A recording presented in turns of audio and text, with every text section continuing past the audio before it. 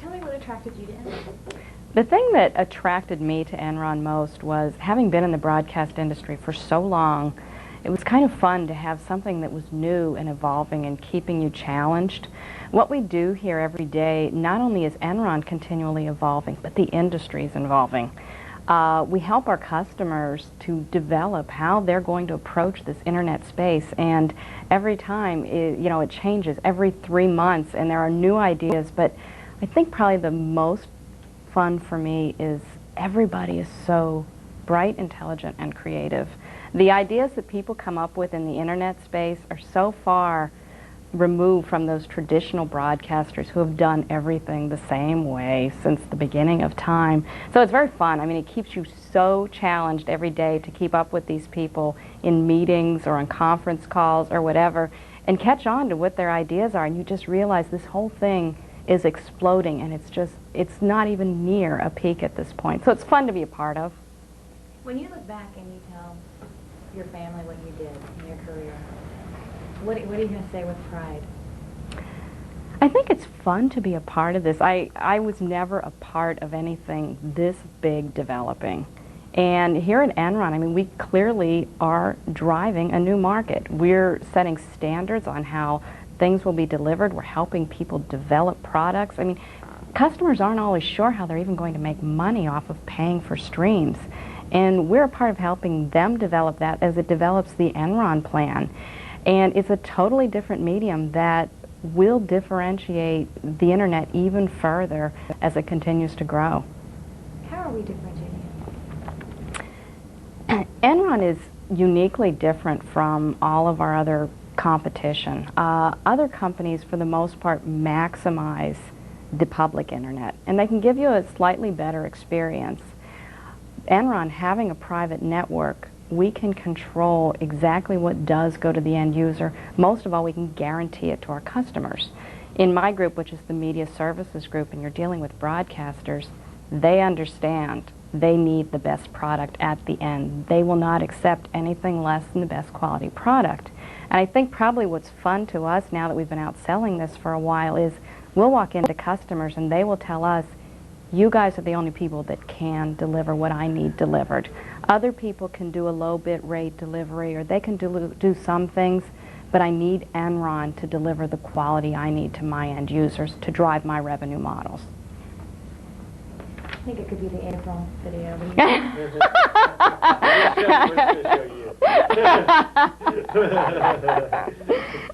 It's not fair because I'm the one out in front of the customers all the time. I've got the advantage. In terms of timing, what kind of advantage do you think I mean, do we have a 6-month jump? Do we have a year jump? Are we actually, we're 10 behind. years? We're about 6 months behind, but okay. The whole picture then. Yeah. I think the advantage Enron has is when we first started selling this product several months ago, no one that we were selling it to realized broadband was actually a viable option now. Everyone felt it was still at least 2 years out. So what's happened is everyone started developing low bit rate models that they could do on the existing plans. Now everyone realizes that we are there. We are the only people that can guarantee, first of all, large simultaneous streams for live events, and live events over the internet are certainly one of the areas that's growing very quickly.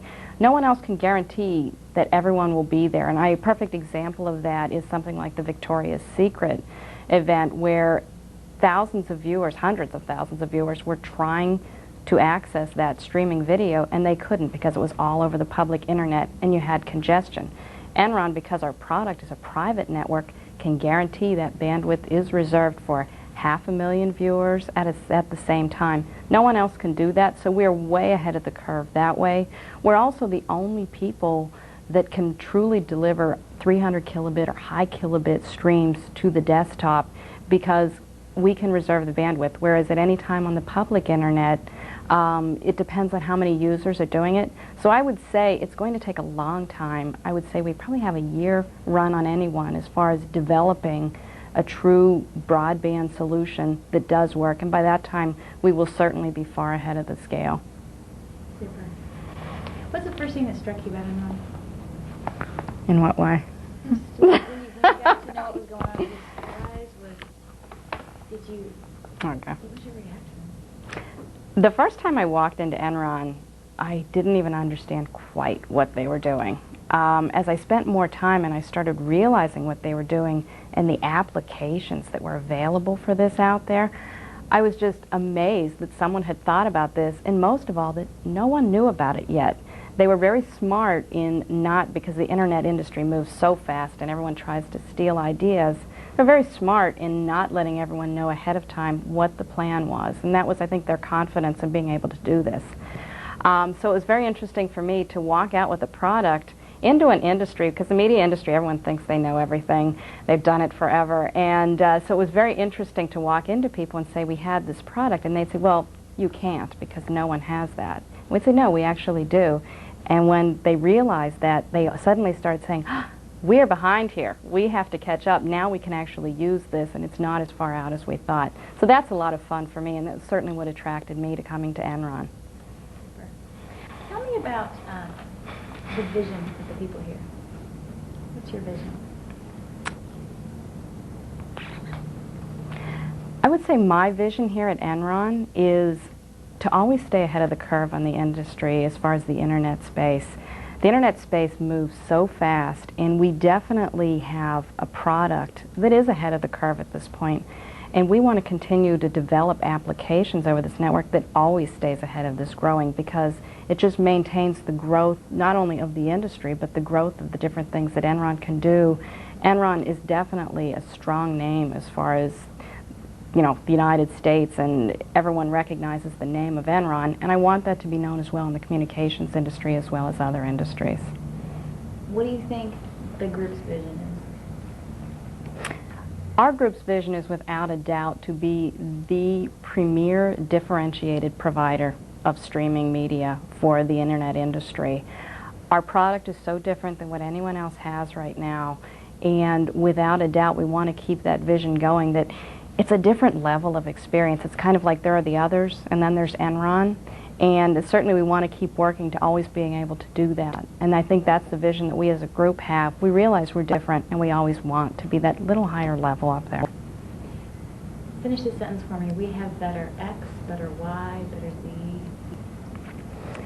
Enron has a better technology primarily because we have a private network. Because of our private network, we can control it. We're in command of everything we want to put on there.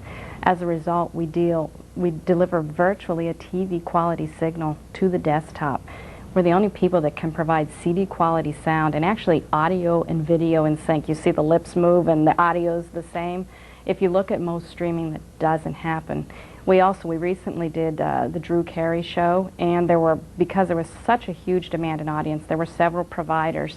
And I thought it was very interesting that in every test we did, the signal came up first from Enron signal because of our private network. And actually, on the last day, before the actual event, Warner Brothers said, we're going to set the metrics for this entire event by Enron.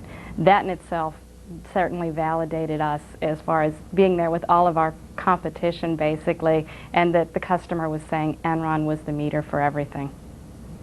You told me in San Jose that you wanted to share what Oh, the you did kid. with the kids. Okay. You liked that, didn't you? You didn't get to use that. You did remember that.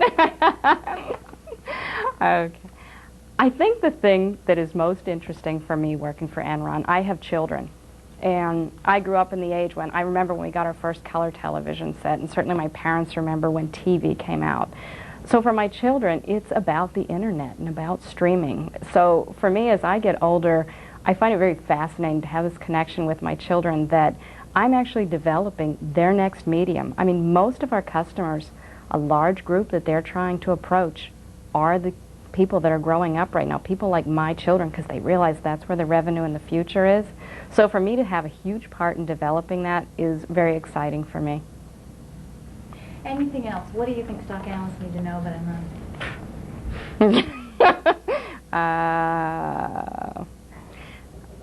I think the difference about Enron, I've always worked for very high-profile companies and large corporations. I've worked for Westinghouse and certainly France Telecom's a huge corporation. The thing that I like best about working with Enron, it is a large corporation, but I've never worked in a corporation this size that is so innovative and so creative in their approaches to things. You don't see so many of the bureaucratic and we can't do that issues. The whole attitude of Enron is we can do anything we want. We have developed a product that totally differentiates us in the marketplace, and I attribute that to Enron. And it's very nice for me to be able to work for a company that I can really set myself above the others out there. Anything else? Mike? Yeah, can we run through the list real quick like we did? Okay, we do. Ready? Our sales team for the media services group, first of all, it's a regionally located team. We've always found that to be very important, especially in the broadcast industry. There are certainly specific broadcast headquarters like New York and Los Angeles, but there's also growing headquarters like Denver with, TCI being so strong there, Atlanta with Turner, and Miami with the Latin American reach. And so what we've done is we've set up regional offices in all the key areas, and we have salespeople in those offices. That helps our salespeople not only to know the customer base, but they also know how to interrelate with the customers there because they have the same personalities. They understand what happens in those territories. The worst thing I could ever do is send a New York salesperson into, a Georgia customer because there's just not a good mix. So we've always found that regional sales teams work best. So we do have a regionalized sales team. We currently right now have 7 members on our team. We're growing that to anywhere from 15 to 20 over the next 5 to 6 months. I'd like to grow it quicker, but we are very selective about who we pick. Basically, we need people who do have sales experience, but they have to not only understand the broadcast industry, but they have to understand how to help customers develop. This is not a cut and dried sale without a doubt. You need very creative people who can go in, work with the customer, and develop a solution. Not only does that help Enron as far as getting the business, but it helps build that relationship that helps Enron to hold the business for the future. How many employees do you think you'll have by the end of 2000? In my group, as far as the media services group, because it's made up not only of our sales team and our channel management team, but some other support teams helping us to interface with the marketing department, proposals groups, because we have a lot of RFPs we need to respond to, which are huge projects on their own. I would say by the end of 2000, within our group, we'll probably have anywhere from 35 to 40 people. Anything else? That's it for me. You happy, Mike? Yep, great. Okay, You done? did. You're great. Hey, you know what? Let's take this opportunity to just get some room time. Okay. If you would just sit still, just leave that mic right there. I know, I just want to get it down a bit so it doesn't rub against there. Okay. We're on tape 8. Okay, slide please.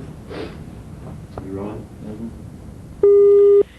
This is room tone.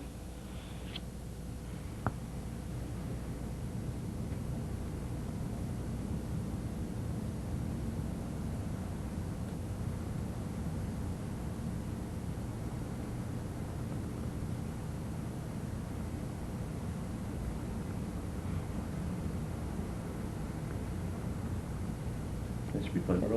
Now, can we stop for a sec? Sure. This. All right. For the transcriptionist, will you please state and spell your name? Shawna Meyer, S-H-A-W-N-A-M-E-Y-E-R. Okay, now why don't you give the audience maybe a 1 or 2 second introduction. I'm Shawna Meyer. I do this. I'm Shawna Meyer. I'm the Senior Technical Engineer for the MediaCast product for Enron. One more time. You were just kind of looking away when you started. Oh, I know, I'm sorry about that. I'm the Senior Technical Engineer. Start with your name. I'm Shawna Meyer. I'm the Senior Technical Engineer for the MediaCast product. Tell me what your educational background is. I have 2 degrees. I have a psychology degree from Lewis & Clark and a business finance degree from Lewis & Clark. So you don't have any degree in technology? And you ended up here. Yeah. The psychology degree is actually in artificial intelligence, so I did a lot of studies with Tektronix. Lewis & Clark's a liberal arts college in the local area, so I have a computer science minor. And where did you work before you came to Enron? Mentor Graphics, which is an EDA company. What is EDA? They build the software that helps build the chips for your cell phone. Now, can you make that kind of one sentence? Before I came to Enron, I worked for? Before I came to Enron, I worked for Mentor Graphics, and that's an EDA firm that builds software that helps build the chips for cell phones. Okay. When you first started thinking about coming to work for Enron, Time. Sorry. We unfortunately gave you a drum. Yeah, we're gonna let it go. Okay. When you first started thinking about coming to work for Enron, what was it about Enron that attracted you? It's the industry. When I met with people who were at Enron, the amount of technology, what they were trying to do, it was just amazing. And so I was really excited to come here because there's nobody else in the world that actually has what Enron's trying to do and the vision of Enron. Tell me about that vision. The vision that I saw when I was first interviewing with Enron was the vision to build their own internal network and not use the internet, but how to do what the internet is doing, but in a distributed way. I mean, it's really kind of complicated and technical to explain, but for an engineer and someone who wanted to work in streaming media and bring TV to the internet, it was just a really great idea. Super. Yeah, you're happy, aren't you? He's over there grinning. When you were working at that other company, what were you doing? I was a systems engineer, so I worked primarily with their finance systems, SAP, Oracle, so I supported their infrastructure and finance area. Now, when did you get out of that business? Yeah, that to streaming media. Jeez, I would go to SAP in an instant. Jeez. So what are you doing for Enron right now in layman's terms? In layman's terms. Basically, I am the person who runs the MediaCast product on the engineering side. So I do all the development, test, design for the next generation streaming media product. Which is? MediaCast. Which is? MediaCast is? Oh, TV on the internet. So streaming. Oh, yeah, sorry. Second grade here. Oh, yeah. Sorry, I thought that they would know what MediaCast was. Basically, what I do is I do all the design, development, architecture. Check that again and be looking at it. Sure. I do all the design, development, and architecture with a team of people to do streaming video across the internet, which is to expand the broadband market, which is basically like seeing TV on the internet. The Drew Carey Show was one of the biggest events that we actually did, where we competed with our competitors in a joint way to do Disney and Microsoft. Now, why do we want TV on the internet? Why is this cool? Why is this cool? It's kind of saying, you know, why do you have cable? I mean, it's the next generation. You have HD TV coming out, and by the time, how many people have computers in their homes and may not want to purchase a TV? So it's a way to reach a whole new... I lived in England when I was at Mentor Graphics for a year, and I tell you, you die to see things from home. And so as an expat, trust me, TV on the internet is great. That's a great answer. So how else will people be able to use it besides TV on the internet? What other benefits? Education. One of the things is how do you go attend a conference, like say Interop down in Vegas, when you can't leave your business but you'd like to be at a tutorial so that you can stream that and passively participate in a session that you could never get to because of flight fares, conflicts with business. You can actually be there and not have to be physically there. That's a great example. What is kind of the state of the industry right now? I mean, I guess I want you here to say is tell me the problems with putting video on computers right now. Lip sync, size. Oh, the problems that we run into is... No, the kind of problem of the industry that period? we're not solving. Oh, gosh. The common problem really is congestion. You have a lot of people out on the internet that have like a modem of 56K, and so there's audio and video sync problems where you see somebody talking and the lips and the sound aren't syncing up. But what Enron is actually doing is putting the systems closer to the user, and the quality of the video and the audio, even at those smaller, lower bit rates for people who are on modems, is still a higher quality experience and faster. And you're getting to something that's actually within the facility of where you dialed in, as opposed to going clear across the country to watch this video. Okay. Let's see. What are some recent achievements? And we're looking for concrete examples. We're looking for numbers. You know, we want to tell the analysts this is a done deal. We are doing it. It's not a pie in the sky thing anymore. So we want to say we've done this many casts. We've done this many. We've done two. We've done well. We've done two live events. The Country Music Awards, where we did the. Let's start over because I was kind of tired. Okay, we had two live events, which were the Country Music Awards, which we did the backstage interview with Shania Twain and I think the Dixie Chicks and stuff like that. I don't follow country music. And then we did the Drew Carey event. So the reason those two are actually significant is they're two different technologies for us on our streaming media product, MediaCast. One is doing the Real Player G2 streaming, and the second one is doing the Windows Media Services streaming. So we've actually demonstrated that we have a technical expertise in both types of streaming clients. And so right now, the thing that we just turned up today, which is satellite services. So we now not only have terrestrial networks, but we've now integrated a satellite network. Good. Terrific. What were some of the reactions from, say, Warner Brothers or Country Cool? I think the greatest thing from the Warner Brothers event was that when we were in the test before we actually went live, each competitor had to give their information as to what their response times were. So Warner Brothers, Disney, and Microsoft were all timing the networks in which we're responding. And the comment was made by Warner Brothers that Enron was the network by which all competitors were being measured. How'd that make you feel? Oh my gosh, it was exciting. I was so thrilled. It was the first time we actually debuted our product on that service, so it was great to hear that our network was what everybody else was being compared to. So. Do you have, do we have rights to use some of that stuff in this video? From Warner? I don't know. I mean, this was all prior to the show, so we were just, it was just competitor. You'd have to ask them. I don't know what our deal was. We could just maybe show some of it. Oh, the Drew Carey clips? I'm sure that they'll let us, they're demo clips. We have some demonstration clips. Can we get those from you?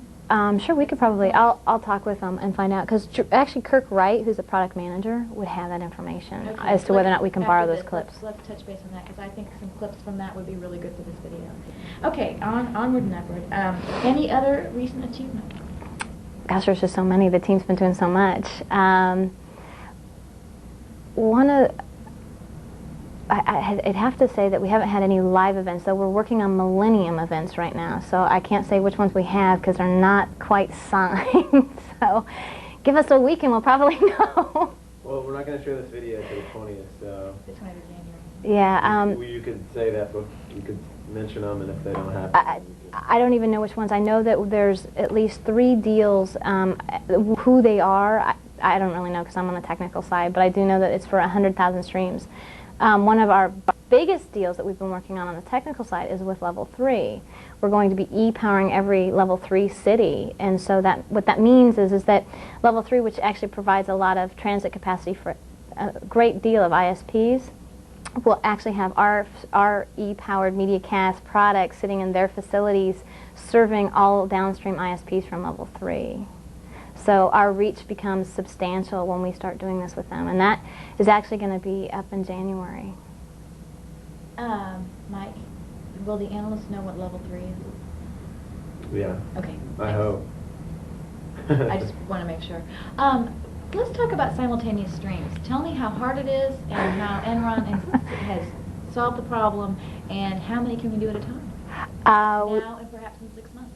Wow, in 6 months we'll be close to 500,000 simultaneous streams, moving towards 1 million.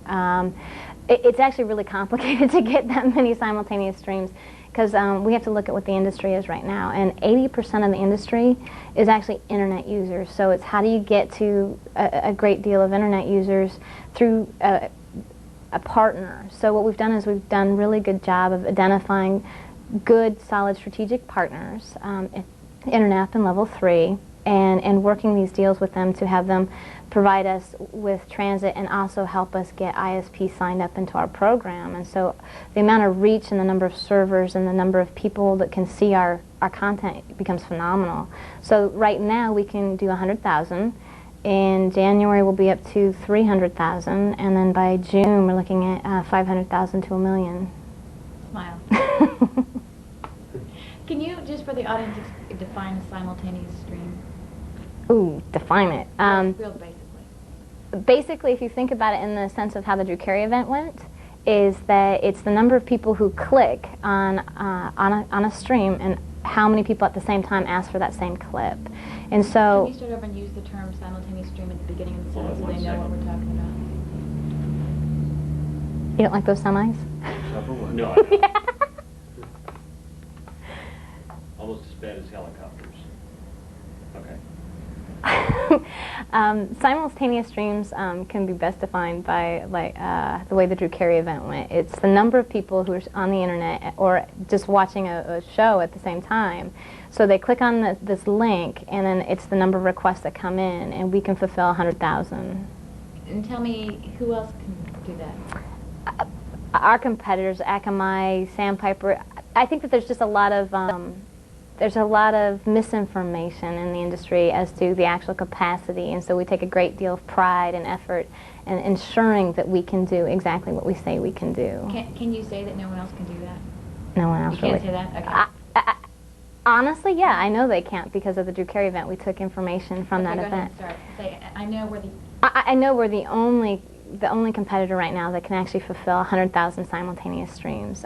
During the event, we actually did competitor analysis, and we meet our commitments every time with all of our partners, and I know that other vendors have not.